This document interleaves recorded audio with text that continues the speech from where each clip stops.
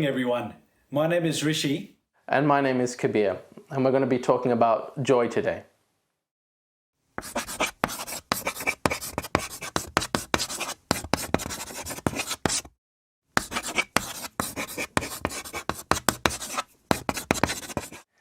So Rishi, I know we talked a little bit earlier in the week about our topic, which was joy, and you're doing some readings.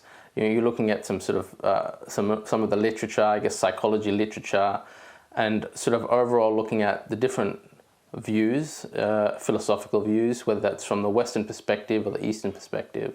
So I wanted you to start off by just talking about what you found, particularly with the Western perspective. What is joy? I mean, how do they describe it? How do they conceptualize it?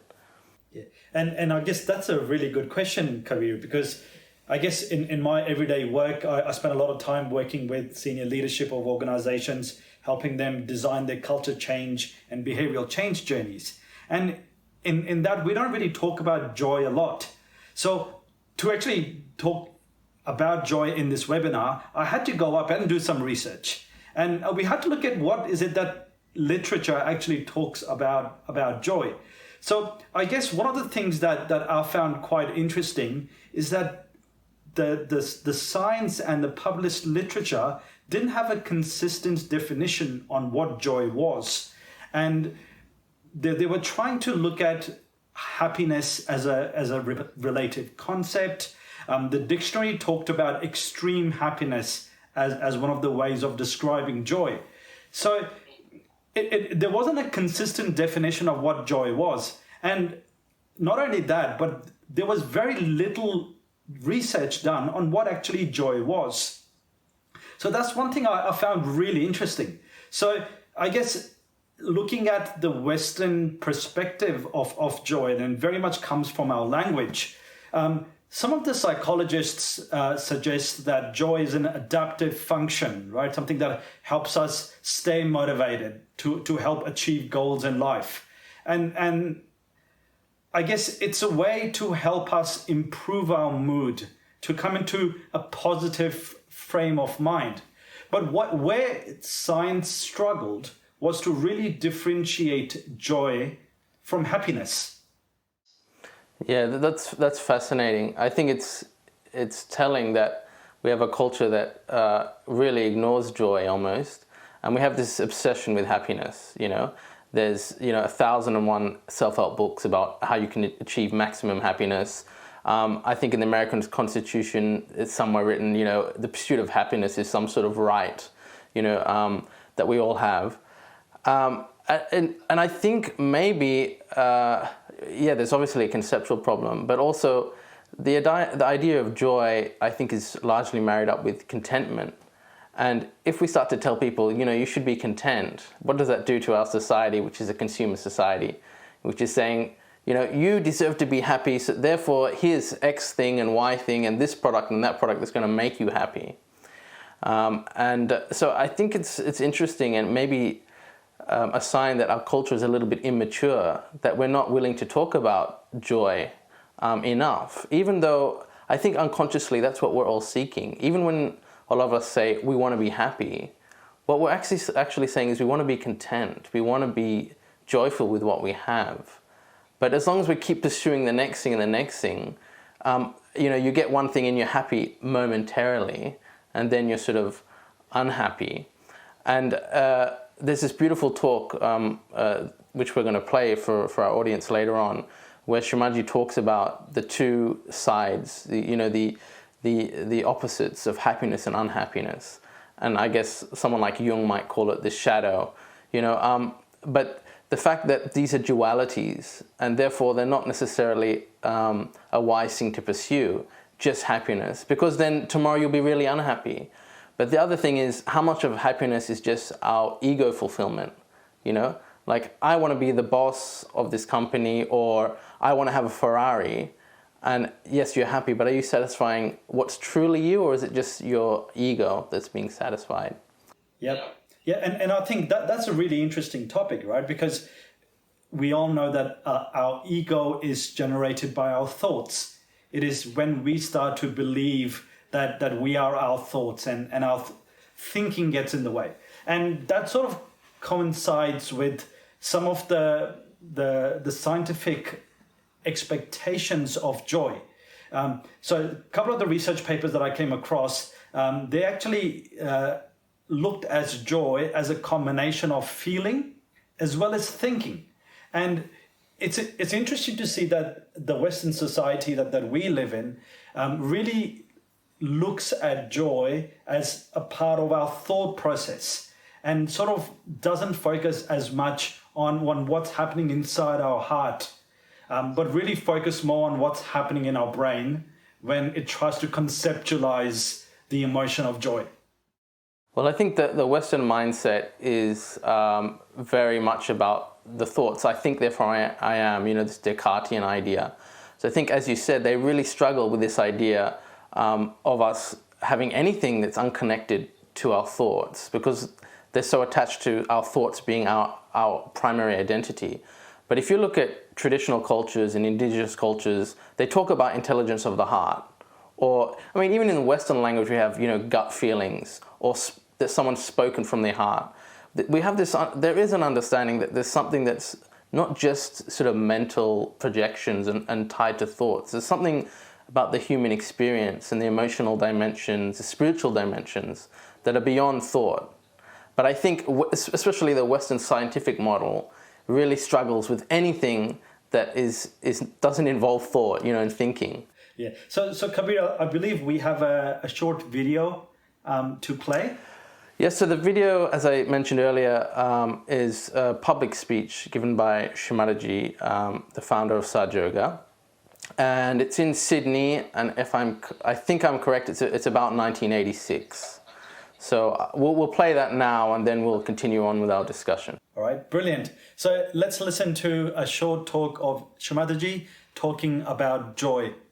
Spirit is the freedom, is the free being within us. It is detached. It cannot be killed. It cannot be blown away. It cannot be burnt away. It is eternal, Anant. It is eternal. That spirit is joy. That spirit is the source of joy. That emits joy.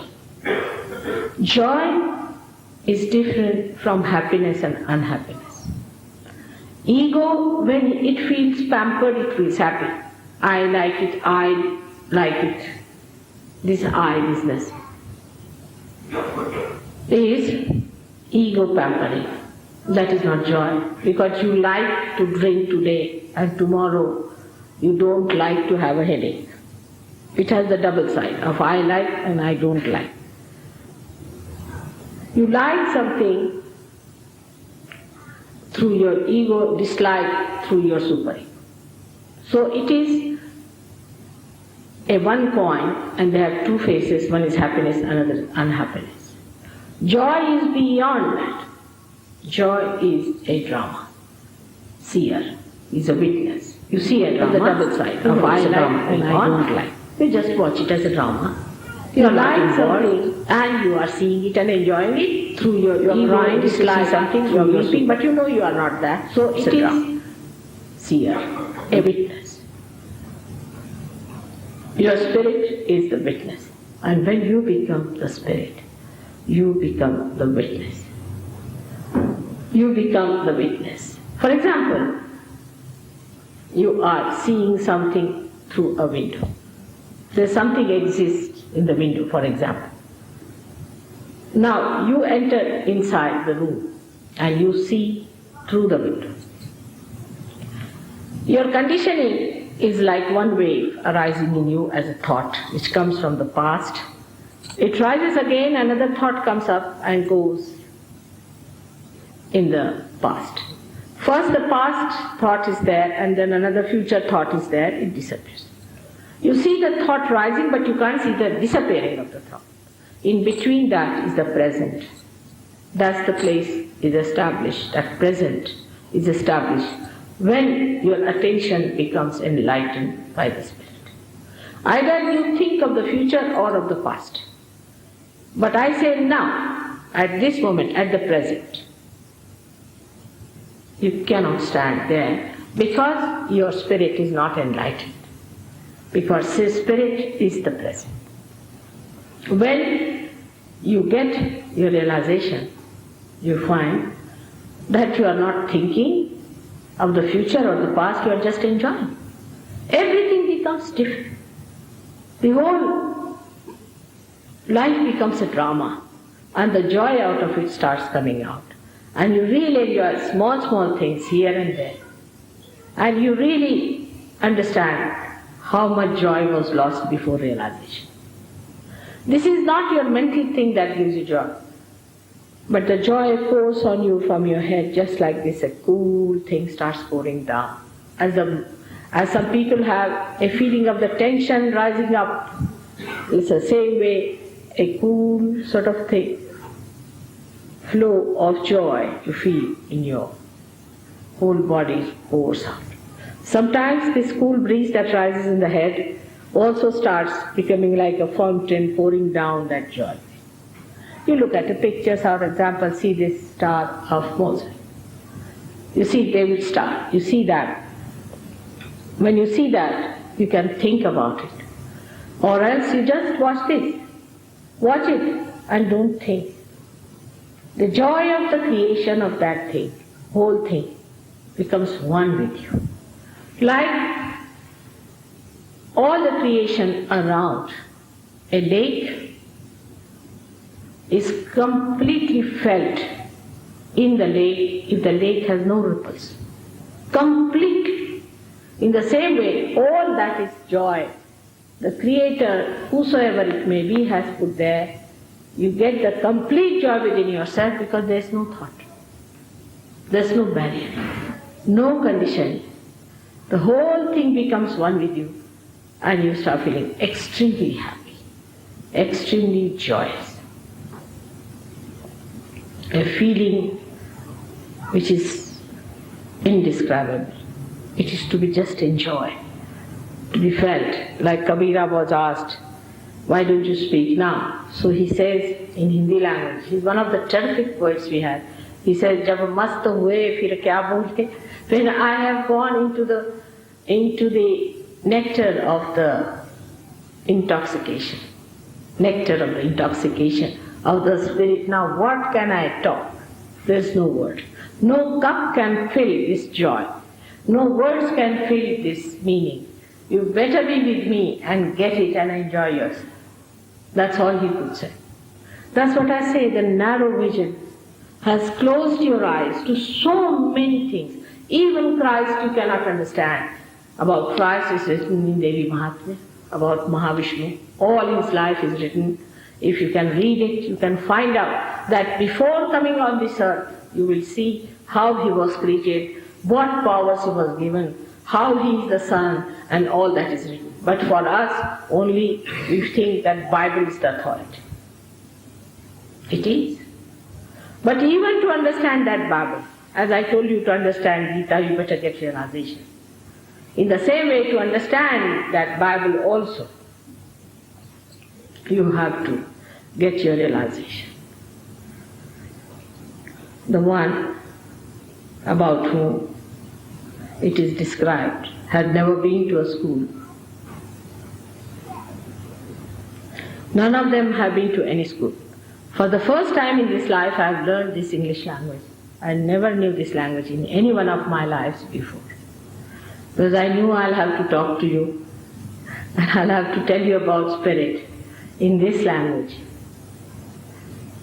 But to understand it, we have to read ancient scriptures. Beautiful ancient scriptures are there. It describes the nature of the spirit. It said that spirit has got three qualities. Sat Chit Anand. Sat Chit Anand. Sat means truth. Chit means attention. Anand means joy. Sat is the truth. What is the truth now? If you see something white, it is the truth. Alright. But what is the truth of this shore? A realized soul can know. Not you. Because his spirit is enlightened. He sees the fifth dimension of the shore. Let him hold it in his hands and he will know that this is Mother Shah. Immediately he'll feel those cool vibrations coming out of it. He'll know that this is Mother Shah. That is the truth. The 4 dimensions which we know of is not the truth, but the 5th one, which is the truth, which is the spirit. Sitting down here, you can find out about anybody. What is he suffering from? What are his problems? What are his chakras? Is absolute. This knowledge is absolute.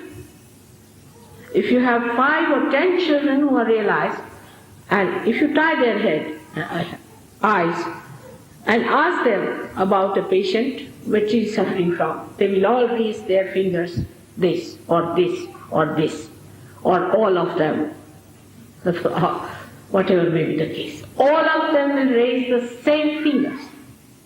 It is absolute knowledge. It cannot be argued. It cannot be refuted. It is what it is.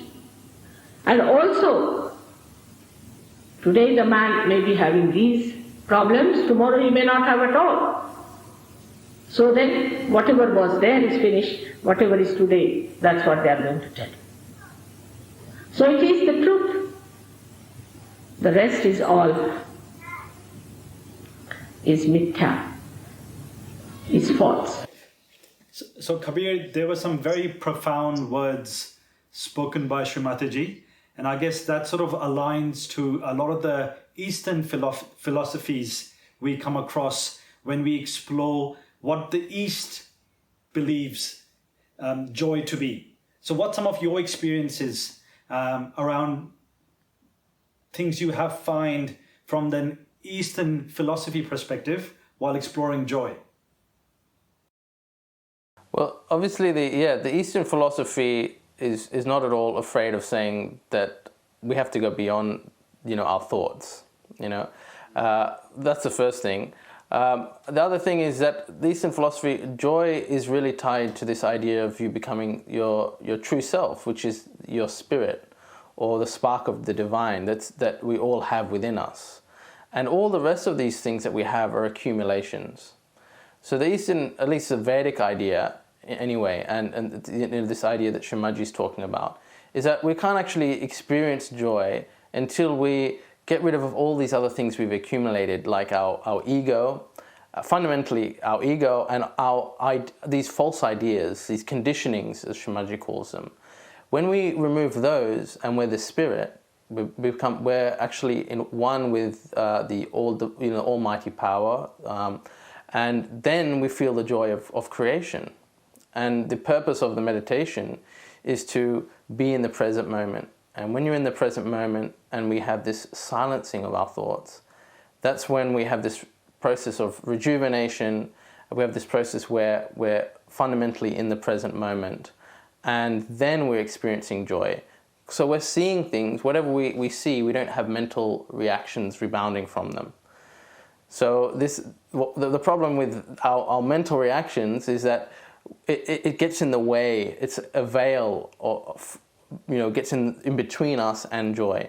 Because if we see something and we want to acquire it, or if we see something and we don't like it, or we have some sort of other reaction to it, it's like you're sending a thought out and a thought's rebounding back at you. And it's like having what should be a clear pond, having rocks thrown in it, and there's constant ripples that can never sort of be still anymore. So thoughts don't allow us to be still. And I think that's really, really interesting, because if we explore the philosophies that Buddha talked a lot about, there was a lot of talk, and Buddha really talked about selfless joy, right? This is where the belief was that you can really derive joy by having somebody else experience joy.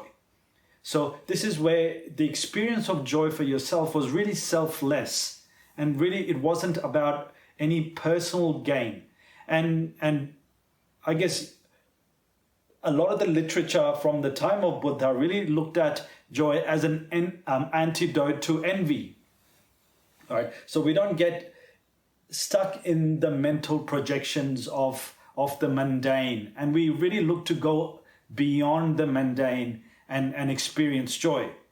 Right? So we move away from the concepts of materialism, from the want that seems to consume us in this day and age, and really looks at creating a sustainable state of joy that we can stay in for a longer period of time. So I guess in the research that I've done, that seems to be the underlying premise of Buddhism and really what Buddha talked about. How do you see some of that being implemented in today's time? Well, that's the question. How do we break away from those mental habits? Because here's the conundrum. If we know that all these thoughts are arising and giving us trouble, how do we escape those thoughts, right? So what Sahaja Yoga is saying, what Shri Mataji is saying, is we have to go beyond these thoughts. Other philosophies, for example, mindfulness, which is very popular at the moment, is training you to sort of be attentive and aware of your thoughts. But what Shri Mataji would say is that that's good. It's good to be attentive to your thoughts. But the next step then is to try to go beyond them. Because if we get entangled in any process that still engages our thoughts, and I think this was a quote from Shri Mataji, then it's like making the criminal the policeman. But then when you arrive at that, you say, okay, I want to try to, have this mental silence. For some people, they say, well, that's impossible. What are we without our thoughts, number one? And secondly, it's what are the practices we can use to actually arrive at that kind of a state? And interestingly, most of us actually intuitively do things that help us, to reduce our sort of mental clutter and reduce all this excessive mental activity. Like, what are the things we like? We like walking out in nature. Why is nature so pleasant? Because when you look at it, you simply enjoy what's there. You don't want to acquire it. There isn't a reaction of thought to come back to you. You just enjoy it for what it is. Or extreme athletes, they get in this, or professional athletes, they get in this state called the flow state. And it's a process where they're completely in the present moment and they make all the right moves. And it's not a mental process. In fact, if you're a sportsman, if you think too much about something, you end up not performing because your body and your mind aren't well aligned. But if it all happens organically, spontaneously, and in this kind of a flow state, then it works out. So we're always intuitively, if you like, seeking joy in different activities. But what Sahaja Yoga allows us to do is to implement some practices that help us get more and more into that state of the present and into that state of mental silence. And then the byproduct of that is joy. Even without having to explicitly pursue it, you become more joyful. So Kabir, we were talking earlier, and you mentioned that you had written a thesis on the difference between mindfulness and mental stillness as part of your Master's of Philosophy. So can you tell us some of the key differences that you found when you were researching the very popular mindfulness practices and mental stillness that's achieved through Sahaja Yoga meditation? Yeah, sure. Well, so mindfulness talks about paying attention to your thoughts and doing so in a non-judgmental way, okay? So the meditations will involve things like progressive relaxation and so on. And you're bringing your attention, could be to your breath or to various parts of your body and relaxing them and so on. And the idea there is, and you could do it in any way. There's mindful walking, there's mindful eating. And essentially, it's coming down to paying attention to your thought process and trying not to react to that thought process and trying not to be judgmental. So don't be too harsh on yourself. I mean, that's essentially what mindfulness is talking about. And Sahaja Yoga is talking about getting to a state where you have complete mental silence. So you'll notice that when you have a thought, generally it's a thought that can be categorized as a future thought or a past thought. But there's a space between thoughts. Thoughts come in waves, and interestingly, if you're really stressed or angry, you have a higher concentration of thoughts, and if you're really relaxed, you have a lower concentration. It's like the wavelength is more flattened out. And Sahaja Yoga is really about practices that help you find that little space between thoughts, expand that space, and then have a state of complete thoughtless awareness. And people are, we've tested this out in studies, people are not only able to achieve that state, but we're finding that the effect of that state is more than just a placebo, okay? It's more than just the relaxation response. So you and I, just sitting here are pretty relaxed. And when you're relaxed, your heart rate's going to reduce, your blood vessels will dilate, and so on. And so there's going to be an effect just from being relaxed. And so the question in the literature has always been, is meditation anything more than that? Is it more than the relaxation response? And what we find, Sahaja Yoga doesn't have a huge organization for funding for research. It's really essentially the research that has been done into Sahaja Yoga meditation has been done by amateurs like myself and people who have been practicing the meditation are interested in it. But some of the studies that we've done, and there have been a few very good random control trials, have shown that there's something unique about this experience of thoughtless awareness. And the effect is something that's can't be attributed just to the relaxation response. So it's an interesting field, and if you're a practitioner, you and I know the benefits and have felt the benefits. But there is that sort of philosophical difference. I guess mindfulness is still, in some way, engaged in the thoughts, even if it's just witnessing them.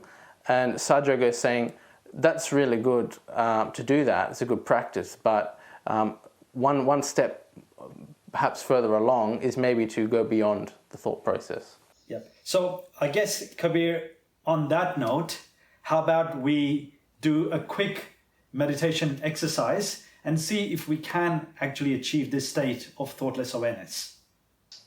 Sure, let's do it. So for this part of the webinar, let's see if we can all relax, find some time to sort of look inside and see if we can experience this state of thoughtless awareness. So I guess to do that, let's see if we can find ourselves a comfortable place to sit down, a quiet environment, take our shoes off. If you've got glasses, if you want to take those off or loosen your belts, just to relax and be comfortable. And if you feel like sitting on the ground, you can definitely do that. But if you feel more comfortable on a chair, feel free to use a chair or a couch like I'm doing now. So I guess what we'll do is we'll start with putting both our hands on our lap, and we'll open our hands on our lap, right? And we'll place our right hand on the different energy centers on the left-hand side of our body. And as we do that, we will say certain affirmations quietly to ourselves. And the reason why we want to do that is because we really want to raise that energy of meditation inside us, which is within the sacrum bone, right at the bottom of the spine. And as part of this set of affirmations, if you really have the desire to feel this state of meditation, you will feel that the energy will rise through you, and it will take you into this state that we've been talking about of mental stillness and mental silence, and will help you feel that joy inside. So in the beginning, what we'll do, we'll start off with our left hand on our lap, and we'll put our right hand on our heart. And we'll say an affirmation with our hand on our heart. Next, we'll move our hand to the left side of our stomach. And this is the second place, and we'll say our second affirmation there. Then we'll move our hand to where our left hip meets our leg. We'll say an affirmation here. before bringing our hand back to the left side of the stomach, back to the left side of our heart. Then we'll move our hand to where our left shoulder meets our neck, and we'll just twist our neck and move our neck to the other side just to relax it a little bit. Then we'll take our hand and we'll put it on our forehead. And this is a very important step. And what you'll find is that slightly tilting your forehead down really helps open up this energy center and this nerve plexus. And right at the end, we'll stretch our hand so our palm is nice and firm, and we'll place the palm of our hand right on top of our head, on the fontanelle bone area, the soft spot for that little kids have. And we'll apply a bit of pressure, and while applying the pressure, we'll rotate our scalp 7 times in a clockwise direction. So this is the process that we will all go through. So just to prepare yourself, if you can get comfortable and close your eyes. And this is a really important step, because what it does, it helps to bring our attention inside ourselves. So let's just take a few minutes for ourselves, close our eyes, and we'll start with one deep breath. So we'll breathe in.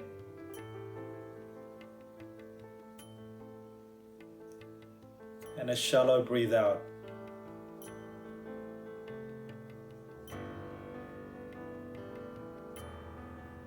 And we'll take our right hand and put it on the heart. And keeping our attention inside ourselves, we'll ask a question silently within ourselves to the energy of meditation, the Kundalini energy. Am I the pure spirit? Am I the pure spirit? And then we'll take our right hand and place it onto the left side of our stomach. And here the affirmation will say, and the question will ask our energy of meditation is, am I my own master? Am I my own guru?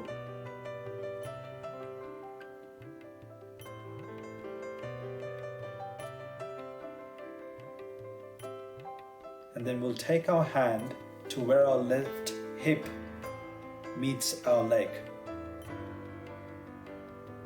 And this is where, if we have the desire within ourselves to feel this state of meditation, the affirmation here is, Mother, please give me the pure knowledge to feel the joy within.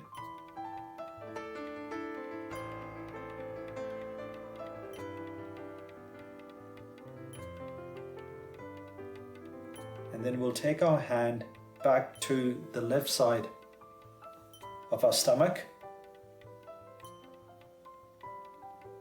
And here we'll answer our previous question. I am my own master. I am my own guru.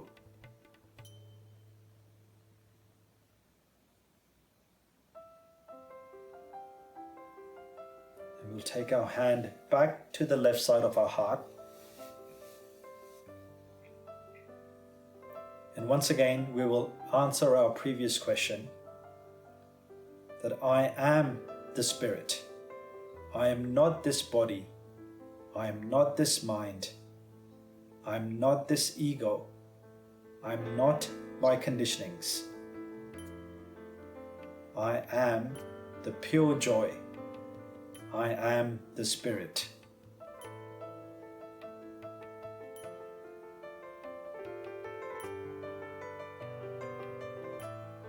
And then we'll take our hand to our left shoulder and where it meets our neck. And we'll just move our head a little bit to the right side.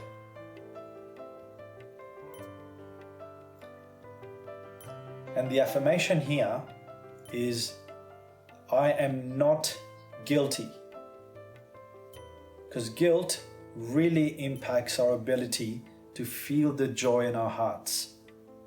So here, without thinking about specific situations, with all our attention, we'll say, I am not guilty.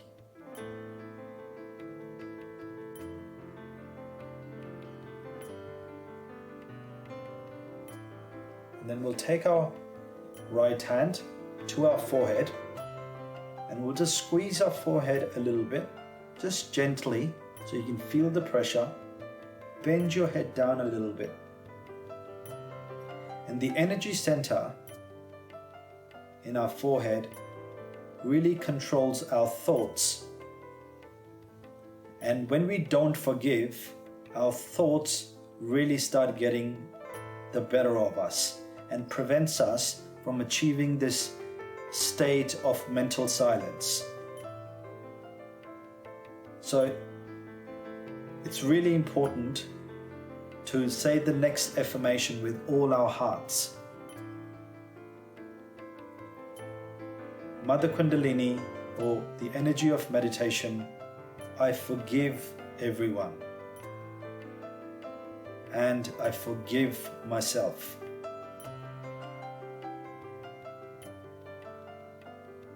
I forgive everyone.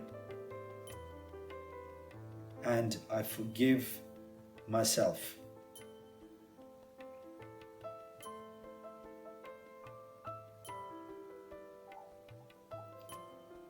And then we'll move our right hand, our palm stretched to the top of our head on our fontanelle bone area.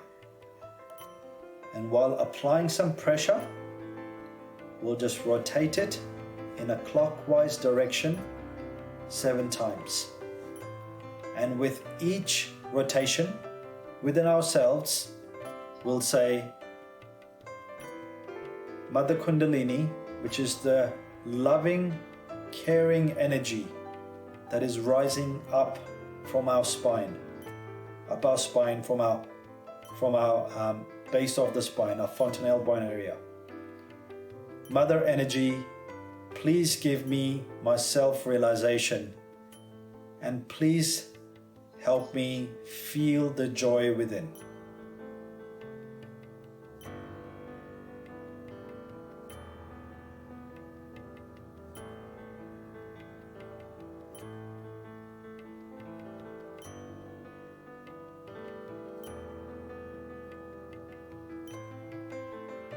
And once you've done that, just raise your hand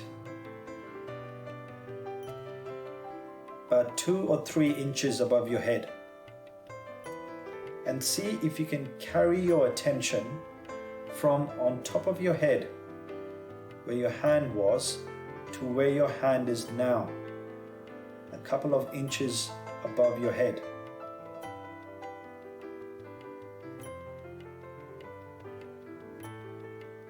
And as you bring your right hand back on your lap, see if you can keep your attention back on top of the head, just a couple of inches above where your hand was.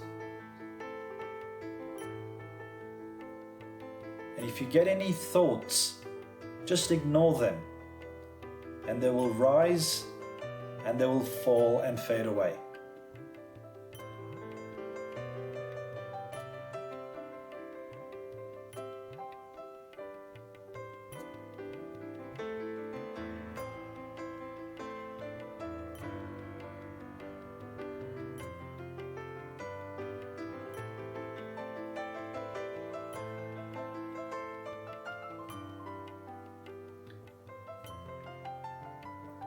Now, keeping your attention on top of your head,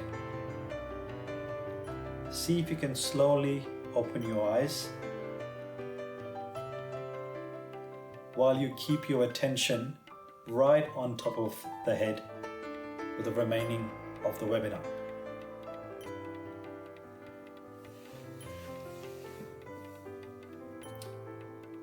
So Kabir, we've just gone through a quick meditation. What are some of the other things that you have found about meditation and how it really helps us as people experience that joy on a daily basis? Yeah, it's a good question. What I found personally is, if I am not regular with my meditation, I don't enjoy the simple things in life as much, because I seem to get carried away. We all lead busy lives, maybe a little bit less busy since this whole COVID situation. But in some ways, there's a sort of the silver lining is, I think, all of us coming back home has slowed the pace of life a little bit. But especially what I found just working, in a busy life is that you tend to, you're so busy planning the next thing that you lose the enjoyment of day-to-day things, normal things, whether that's being with your family, being with your children, just being present with other people, because you're so preoccupied with thinking about what do I need to do next, what do I have to do at work, and then of course these days we're bombarded all the time with emails from work and other things, so it's all encroaching on our lives. So the practice of meditation really helps recenter me, and I think that's what it does for most of us. That's why we consistently do this practice. And I think what from our discussion, what we're talking about is this idea that we can't really enjoy things unless we're in the present moment. And how do we get in the present moment? We can get there by meditation. That's a really a good way to do it. It's been trialed for thousands of years now. Sages and rishis and philosophers and so on have struck upon this same thing, being in the present and the benefits of meditation. So I think that's where we arrive at, is that if we can be more present, and how do we get more present is trying to do meditation, especially trying to get mental silence. And when we're achieving that, we tend to enjoy everything. We don't need much, but we enjoy what we have, because we're in the present moment. And I guess what that sounds like, Kabir, is that we don't really meditate for short periods in the morning or in the evening. We really have to try and find a way to keep that state of thoughtless awareness going throughout the day. And that way we are able to experience that state of joy, not just for 5-10 minutes in the morning or 5-10 minutes in the evening, but we've got to find a way to sustain that. So let's see if we can watch a short video of Shri Mataji as she talks us through how to sustain this state of thoughtless awareness throughout your whole day. Wonderful. How to do meditation, many people ask. Don't do anything. To just go into thoughtless awareness. Try to go to the thoughtless awareness. If you can get into that condition of thoughtless awareness, you've done your job. Because that's the point where you are with the truth, with the reality, with the joy, with everything that is so fundamental. When you meditate, try not to make some sort of a function out of it. No. Meditation is something silencing yourself, silencing your thoughts, and going to that deep ocean which is within you itself. One should try to meditate and go up to the point of thoughtless awareness. So, what happens to you? If you are in thoughtless awareness, what happens to you is that you get the confidence, complete confidence of divinity. You know You have that. I have seen children coming from our school in Dharamshala, extremely confident and extremely humble. And I asked them, what do you do? They said, Father, we meditate. We meditate in the school, in the evening, and that meditation helps. Imagine these small children can say that. So why not you also understand that meditation will give you security. It will give you a real enlightenment and a complete connection with the divine. Without the connection of the divine, what's the use of doing surgery? So Kabir, that was a really, really great talk. And I guess for meditation practitioners, the more we meditate and the more we practice meditating, I guess it just gets easier to then sustain that feeling of thoughtless awareness throughout longer parts of the day. Oh, exactly. I mean, someone once described it to me like catching a wave, so it was a surfing analogy. It was obviously a surfer, but he was saying that, the better you get, the longer you can catch the wave for, so the longer you can sustain it. And I think you were saying this earlier, and about also the fact that with meditation, it's not something that we do. There's not mental effort. It's a sort of surrendering. We can only be in meditation. We can't try to do meditation. And when we get too much into this mindset of, I'm going to do meditation, and try it, we're sort of exerting too much pressure, putting too much pressure on ourselves instead of relaxing and surrendering to the experience and trying to just be in meditation. Yeah. And so I guess the more we practice, the easier it gets for us to stay in that mental silence state. And it is that state and the lack of thoughts in that state that really help us feel that state of joy. Mm. But I guess, Kabir, I was wondering, why do you think joy is important to us in our lives? Why is this such a critical part of what humans seek? Well, I think it's the fundamental part of what we seek. I mean, we're all seeking. The drunkard is seeking oblivion. If you've got some other vice, you're still seeking because you think that thing is going to give you satisfaction. It's going to give you contentment. But transience offers nothing forever. So we're all seeking that. But the end of the road, as you're doing that meditation, the pure desire, the true desire is actually to seek that's within us, what's within us, which is our spirit, which is the spark of God Almighty, which is the eternal source of joy and contentment. And once you taste that nectar, you don't have desire for anything else. It's the one desire that submerges all other desires. So I think regardless of what kind of where we are at in life, all the other little desires that we have are trying to lead up to the big desire, the true desire. And that ties in with joy and contentment. We're all looking for joy and contentment. I mean, they like to say we're all looking for happiness, but I think it's more than that, as we've discussed. It's not just this duality of happiness, sadness. Actually, we're looking for peace, contentment, and joy. Yeah. And that really resonates with me, Kabir. And I guess that's because doing a lot of the work that I do with senior leadership of organizations around the world, from a 9-to-5 perspective, I do feel like in my experience that I do need to stress down a little bit and sort of relax. And after work, and I really enjoy playing music.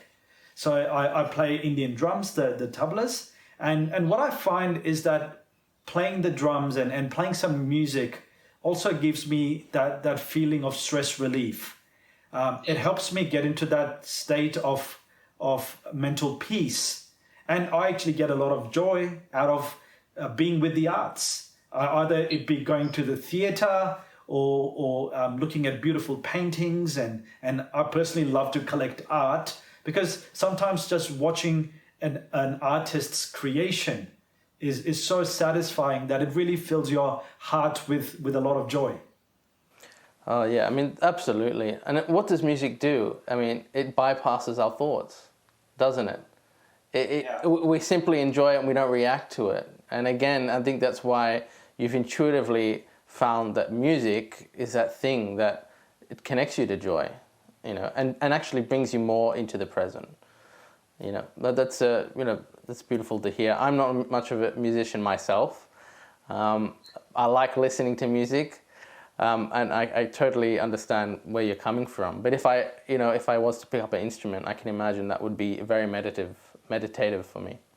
Yeah, and in addition to that, on weekends, what I also like to do is to just take a walk out in the nature. I'm lucky enough to be living in Canberra, which is surrounded by beautiful bush, and it doesn't take very long for you to find yourself into a quite a beautiful natural spot where you can just walk, enjoy the trees, and really appreciate the majesty of the mountains and the nature around us. And I guess that's another way I find that I'm able to find some peace within myself, and that also helps create that sense of joy as you look at the beautiful nature around you, and how really magnificent the creation is. And I guess that, in addition to playing some music and the regular meditation, I really find helps me sort of stay calm, stay engaged, and really feel more peaceful throughout the day. Yeah, that's interesting you mentioned awe there, because I remember you talking about some of your readings earlier, and how there was some descriptions of awe and how that was tied up with joy. And I think that's really appropriate as well. The feeling of awe, which we often get from nature, especially from feeling so insignificant in the face of nature, that somehow does trigger a sense of awe, because you realize you're one small part of this much larger, macrocosm, if you like. So I think we should finish off trying to sort of do a simple meditation. What we'll do is we'll listen to some music, and we'll sit quietly, and we'll just basically try to keep our attention at the top of our head, and I'll sort of just simply lead it. But all I want our listeners to try to do is listen to a piece of music, and keep their attention on the top of their head. And if they're getting thoughts, to say, not this thought, or I forgive this thought, okay, like that affirmation you were mentioning earlier. And then always returning again our attention to the top of the head. So shall we try that? Let's to finish do it. off? Okay.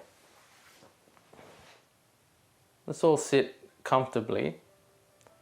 If you're on a chair, I'd suggest taking your shoes off, having your feet approximately shoulder width apart. If your belt is tight, loosen it up. If you've got glasses, you might want to remove them.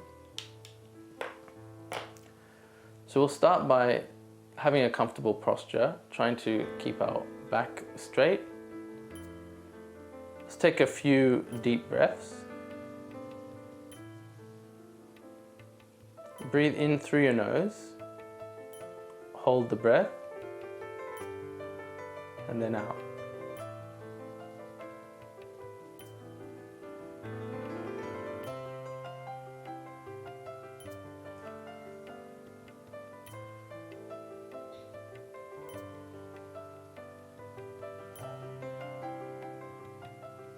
Now let's close our eyes. Bring our right hand to the top of our head again. Press firmly. And with the palm of our hand, let's just rotate our scalp. Just massaging the scalp a little bit. And pressing quite firmly.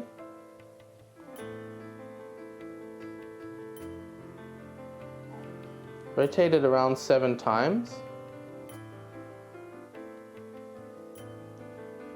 Now lift your hand above your head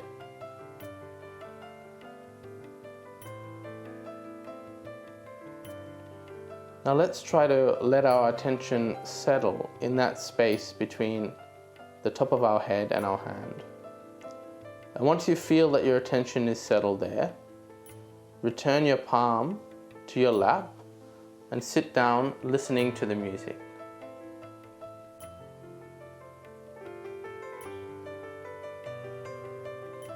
If your attention wanders, you can say, I forgive this thought, or you can say, not this thought, or you can also return your hand to the top of your head.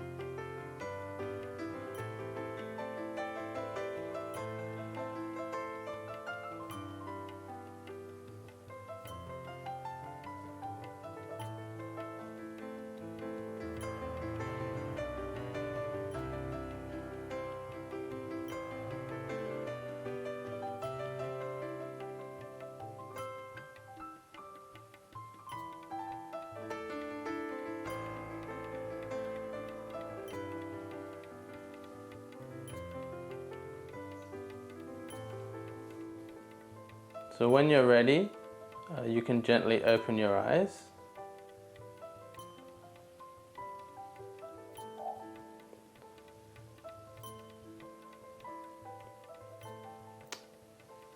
Okay, I think we'll wrap up. We're almost out of time. So Rishi, any last words? So thank you for leading us through the meditation, Kabir. I really enjoyed it, and I guess with regular practice, we'll be able to sustain that feeling of mental stillness for longer times during the day. I guess to give you some additional resources, you can go to www.freemeditation.com.au/resources, and you will find lots of material available to you that you can use to help establish your daily meditation routines. In addition to that, we have other webinars that are available at www.freemeditation.com webinars. And you'll be able to find all our existing webinars that have been broadcasted, as well as new ones coming up. Now, we have a special event coming up on the 5th of May, where we have all-day meditation sessions from the morning, and we will be doing a special screening of a movie called Freedom and Liberation at 6 p.m. And on next Thursday, we will be talking about one of my favorite topics, which is music and meditation. So we really hope that we see you all there next Thursday at 7 o'clock. Until then, a good evening from us and enjoy your meditative week.